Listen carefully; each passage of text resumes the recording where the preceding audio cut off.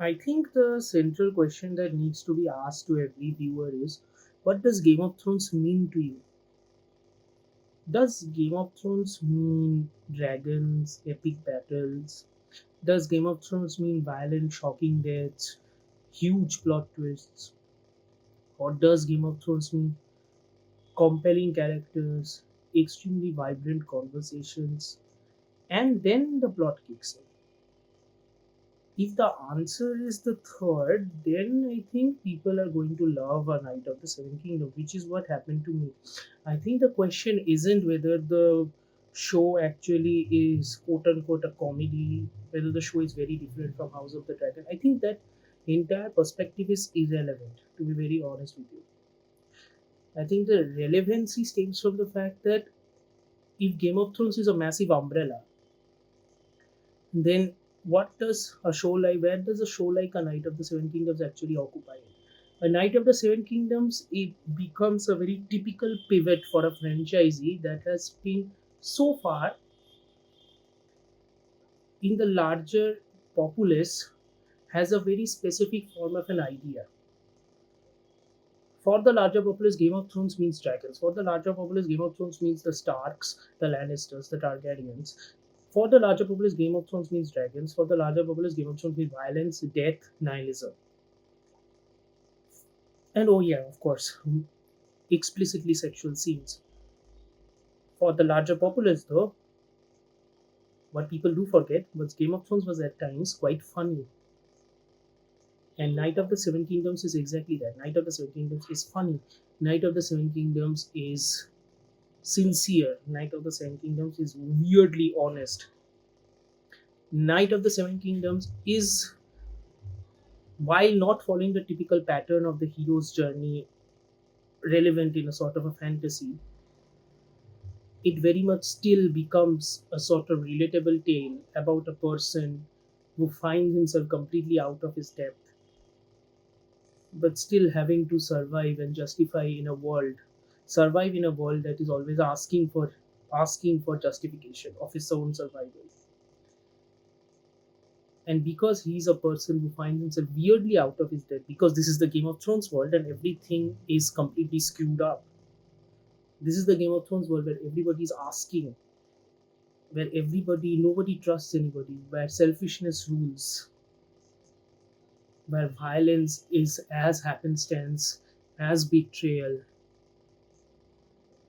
honesty, even though that also comes from a bit of a deception. Honesty stems between Sir Duncan the Tall and Egg, the little boy whose identity we are given, but it is not treated within the show as some sort of a massive revelation, and that's the best part of A Knight of the Seven Kingdoms.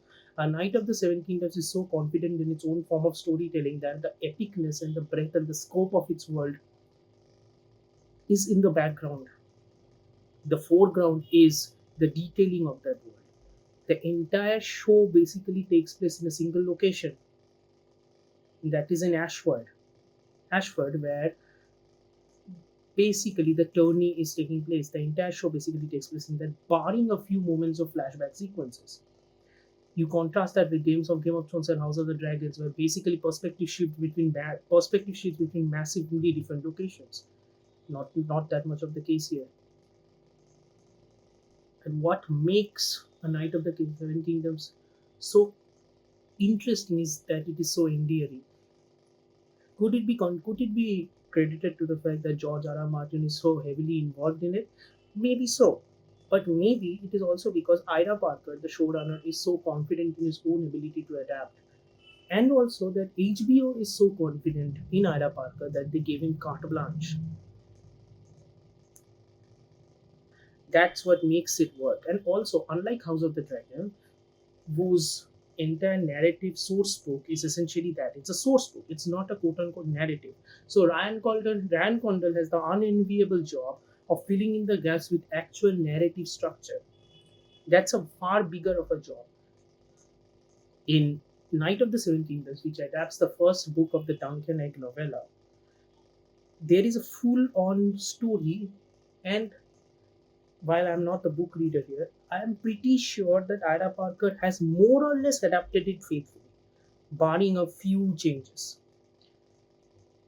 And I think fidelity with respect to adaptation isn't something that should be argued, but it is also something that is sometimes taken not in a very positive way, because very faithful adaptation sometimes misses the inherent freedom that the film medium gives them.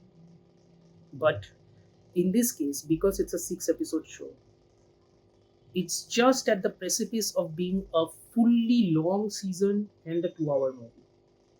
It's just in the middle of that. The problem with the Night of the Seven Kingdoms, which is not for me, but I can understand some of the criticism that might stem from it, is the fact that it quote unquote loses the epicness, which is kind of not true. I think the epicness comes from the internal characterization of these people, the comedy that stems from the class divide between Duncan, Egg, the Targaryens, and everybody. So when the epicness actually arrives, which is of course heavily credited to Dan Romer's score, we feel it because we understand it. We are reminded of what Game of Thrones is actually successful in. We are reminded of what Game of Thrones can actually do when it is done right. And to be very honest, with Peter Claffey as Duncan and Dexter Solancel as our Egg, I think the casting is spot on. Sure, there is one or two issues, like in episodes 5 we did not. There is a question that we might not have needed the flashback sequences. It's a different argument that the flashback sequence and the present sequences works perfectly in maintaining that semblance of intensity, even if they shift between two sequences. But again, I think at this point it's a moot point. I think Night of the Seven Kingdoms season one is quite possibly the best show of this year. No effing doubt about that. It is the best show of this year. And you know what's the weirdest part of it all? It can actually get better. It can actually get better. And the next season is coming out next year. Considering the budget of this show, if we are going to get 3 or 4 seasons like this every year, as the kids say, Game of Thrones fans are eating good.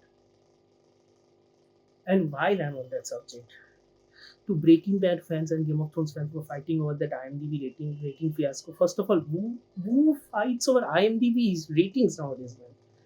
And as for the Breaking Bad fans who had who had actually tried, you know, to decrease the rating of the episode 5, yeah, you know, you actually attacked a fandom that literally almost everybody has seen. I'm talking to the Breaking Bad fans, the people who have done that. Like, are you guys nuts? Are you guys actually nuts? I'm not saying any of you deserve it. Both sides are clowns, but come on, Breaking Bad fans. Like, you know what? I'm just glad you did not attack Star Wars fans. That is another sect of fandom that you wouldn't have been able to handle. That is a separate level of madness altogether. That was just a clownish thing to do. As for me, I don't know if anybody's watching this video. If you guys are watching this video, thanks for watching. To be very honest, I haven't done a lot of videos in a while. I know. Sorry. But I hope I can continue. That's all I can say. I hope I can continue.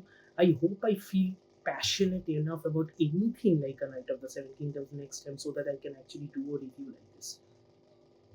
And I hope I find people, like minded people, who can actually follow me while I talk so fast and hopefully as even more articulately than I can possibly do.